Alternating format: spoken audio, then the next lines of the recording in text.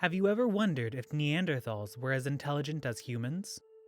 For decades, this question has sparked a fierce debate among scientists and the public alike.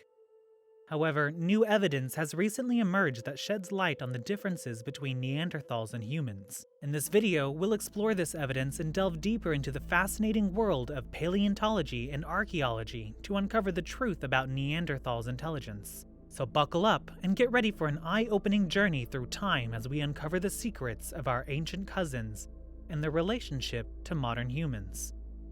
Stick around until the end to discover the surprising conclusion that may just change the way you think about Neanderthals forever. Firstly, Neanderthals had a distinctive physical appearance. They were stockier with a larger ribcage and more developed musculature, as depicted in this image. Additionally, their cranial capacity was much larger than that of humans, about 20% bigger, resulting in their bigger heads. Like humans, Neanderthals underwent a slow, natural maturation process, which is the slowest among mammals. However, Neanderthals seem to have matured at an earlier age, around 11 years old, when their brain was 80% developed, whereas in humans, the brain would be slightly less developed at that age. During the paired proceeding, Neanderthals exhibited heavy body hair and were prone to illnesses and accidents, evident from the significant bone deficiencies, including fractures. Many Neanderthal remains show signs of broken rib cages, likely from fighting animals with their bare hands.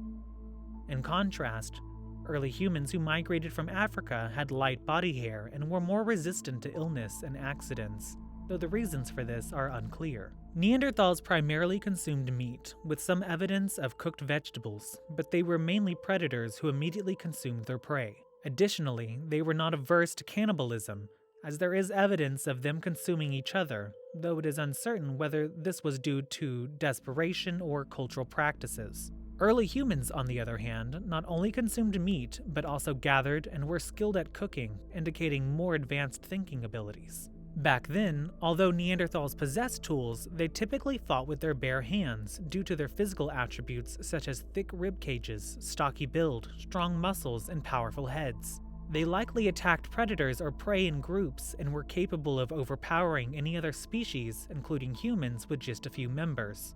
Nonetheless, Neanderthals did use tools for other purposes, such as cutting wood and crafting basic prototypes of modern tools like pickaxes. In contrast, early humans hunted with tools like spears, atlatls, slingshots, and axes, and eventually transitioned to farming. It's worth noting that in those prehistoric times, strength was more important than endurance or agility for humans. Interestingly, while humans are the only animals known to wear clothes, there is evidence that Neanderthals also wore clothing, as seen in animal skinning and grave discoveries. It was actually less intricate. Their clothing consisted mainly of a simple tunic or a large cloak, as they preferred a more minimalistic lifestyle. They aimed to look like intimidating predatory animals by dyeing their clothes and skin with red ochre, painting tattoos on themselves, and wearing accessories made from feathers, bones, or eagle talons. They even used bones to bind their hair. Interestingly, the Flintstones' portrayal of prehistoric humans is more accurate than the commonly held belief that Homo sapiens had more complex clothing, such as stitching and close-fitting fur trims. Neanderthals, on the other hand, dressed in a more heroic fashion, resembling the ideal Celtic and Germanic perception. Regarding their artistic endeavors, colorful pendants, abstract cave paintings lacking perspective, and beads have been discovered. However, there is some controversy surrounding their authorship since they might not be the work of Neanderthals. Nevertheless, these caves were certainly inhabited by Neanderthals, and evidence suggests the use of artificial light. While they did use fire for warmth and cooking, they also created carved structures whose purpose remains unknown. Furthermore, they produced birch tar, which was believed to require a complex recipe until a recent study proved otherwise. Although it is possible for an animal to make it using only fire and air, the fact that Neanderthals did so is a sign of their complex thinking. On the other hand, human rule encompasses a wide range of complexities, including intricate jewelry, pendants, and manufactured objects. Their paintings depict perspective and feature both abstract and literal figures that showcase religiosity from an early age. Modern humans have developed reporter art, allowing them to experience emotions and relive moments such as the excitement of a hunt or the beauty of the human figure, as well as pay homage to their gods. Additionally, artifacts like beads and cocoa flowers have been found in their grave burials. In terms of music, both Neanderthals and modern humans seem to have comparable abilities. They both used flutes and percussion instruments. However, there is less evidence that Neanderthals deliberately created instruments.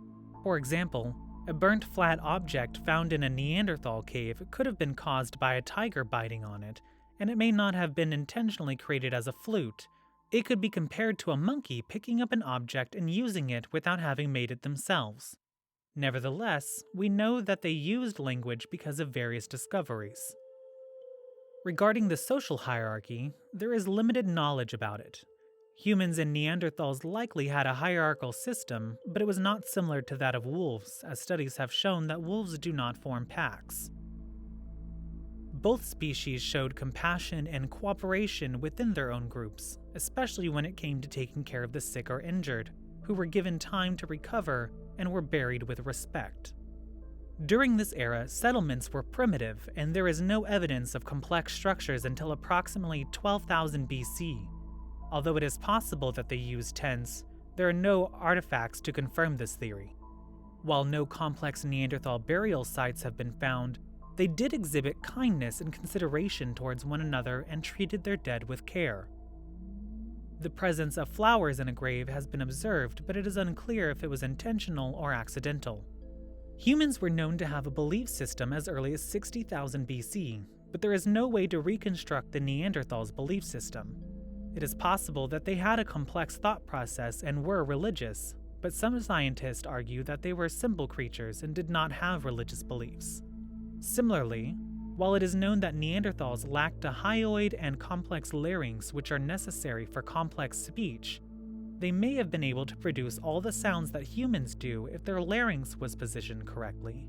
However, even if they were capable of communicating through speech, it would not necessarily indicate higher cognition or sentience. So the age-old question persists: were Neanderthals more ape-like or human-like?